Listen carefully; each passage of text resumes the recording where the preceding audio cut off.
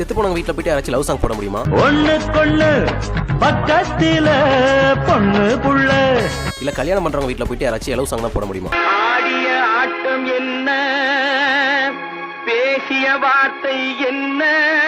இந்த மாதிரி சில சாங்ஸ் நம்ம பசங்க சிச்சுவேஷன் மாத்தி ட்ரெண்ட் ஆகி விட்டாங்க. டாக்டர் படத்துல வந்த நெஞ்சமே சாங். ஆக்சுவலா அந்த சாங் படத்துல அவங்க பொண்ணு காணாம போன உடனே அவங்க பொண்ணை தேடி அலைகிற டைம்ல அவங்களோட நினைவுகள் வரும். சோ அந்த டைம்ல இந்த பாட்டை பிளேஸ் பண்ணிருப்பாங்க. ஆனா நம்ம பையலுக்கு இந்த சாங் லவ் பிரேக்கப் சாங்கா ஸ்டேட்டஸ் போட்டுட்டு இருந்தாங்க.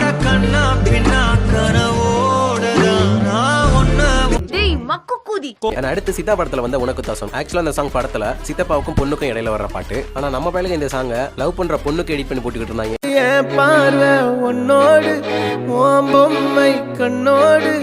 லாஸ்டா இப்போ வந்து ராயன் படத்துல இருக்க அடங்காத அசுரன் சாங். ஆக்சுவலா இந்த சாங் படத்துல அண்ணன் தங்கச்சிக்கு இடையில உள்ள பாசத்தை சொல்ற மாதிரி வச்சிருப்பாங்க. ஆனா இந்த சாங்கோட லிரிக்கை கேட்ட நம்ம பசங்க அவங்க ஆளுக்கு இந்த சாங்கை எடிட் பண்ணி போட ஆரம்பிச்சிட்டாங்க.